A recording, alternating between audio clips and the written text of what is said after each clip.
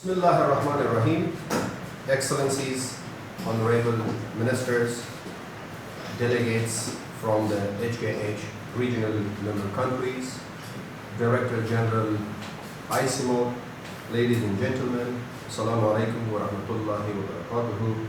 A very good morning and a very good afternoon. It is a place of honor participating in today's Kush Himalaya Ministerial Mountain Summit to put in place unity of action for the well-being of our people. The Kush Himalaya is of the largest mountain system in the world. And everyone knows that the future of the HKH matters to over 2 billion peoples on the earth. Let me express my deep appreciation to the work of ICMOD and experts from the regional member countries for their generous efforts for the undertaking of a comprehensive HKH assessment, the HKH call to action, and preparing of the COVID-19 impact and policy responses. And now, to further strengthen the mountain agenda and emphasis on the ownership of regional member countries for organizing the HKH Ministerial Mountain Summit in 2020. The Kush Himalaya region has always been a fragile ecosystem, and protecting it is our shared concern. The keys are cooperation and responsibility. Therefore, I congratulate ICMOD and all the HKH member countries for organizing the virtual meeting. Today is a remarkable occasion and the initial step for a new beginning to move forward and urge for taking practical actions and at the national, regional, and international level to have a unified voice. We all know the HKH region is not only the water tower with wild nature and beautiful mountain landscapes. It is also a region for very much defined by its diversity, culture, and its people living there. The HKH assessment presented science-based evidence about our region of continued challenges and change. And yes, the scientific findings are robust.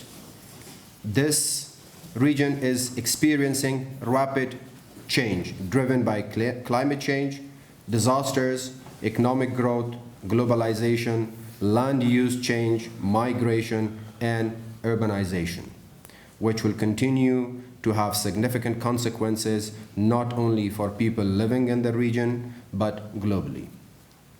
The IPCC reports speak about the volumes. Moreover, all studies demonstrate the importance of a fact and science for the urgency of action. To a large extent, climate change could be a human-made phenomenon, so it should logically give room for some optimism that it's in women and men's hand to do something about it. The 2030 Development Agenda is a milestone to overcome the socio-economic, environmental challenges, and countries are required to align their national policies for development. The HKH assessment and the subsequent consultations on HKH call to action have identified the priorities for mountain regions of HKH with its linkages to the regional and global actions. In Afghanistan, 4 decades of conflicts resulted in the loss of life, insecurity, and widespread damage to environment and natural resources.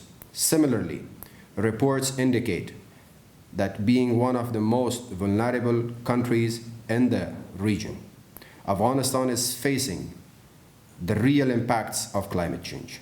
Hundreds of people lost their lives and thousands are displaced by floods just a month ago in 15 provinces.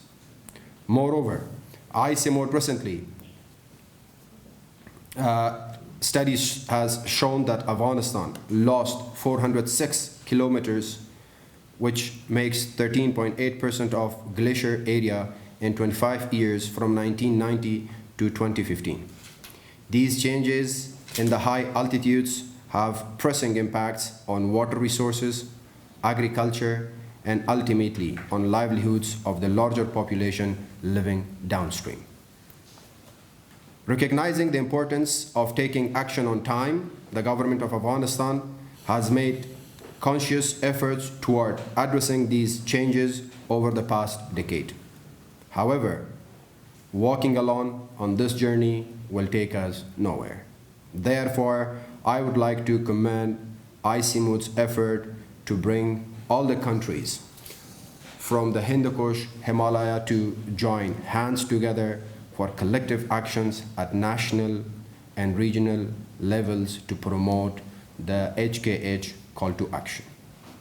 In our history, we have been witness that renowned regional and international cooperation networks were burned, and most of them were burned out of the crisis with the spirit of solidarity, collective action, and collective leadership to offer solutions.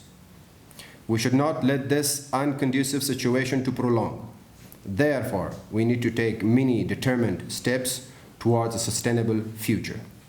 Our healthy environment and ecosystem is our wealth.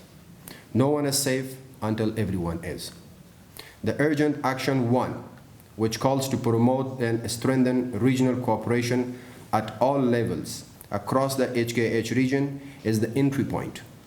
I can further facilitate collaborations for the remaining actions and the opportunities this cooperation creates, the great potential inherent in this region.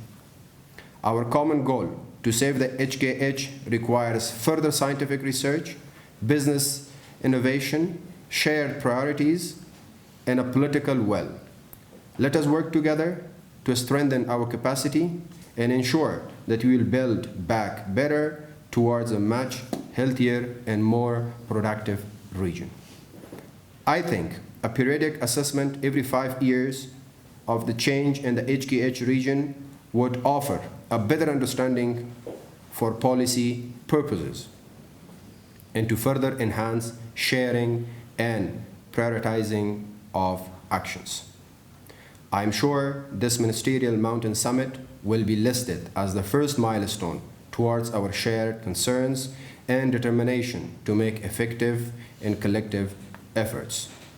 And we look forward to a robust regional collaboration for meaningful and productive actions that will make the HKH Mountains a better place for coming generations. Once again, I would like to congratulate ICMOD and express our full support for this initiative. I also wish to convey my sincere thanks to all those experts and partners that made this HKH assessment report, the call to action, and the HKH Ministerial Mountain Summit possible to happen. Taking this opportunity, I would like to express my sincere thanks to Excellencies, the Ministers, and the ICMOD board members for the great dedication to the well-being of HKH region and people, and for dignifying this virtual gathering with signing off declaration. Thank you very much.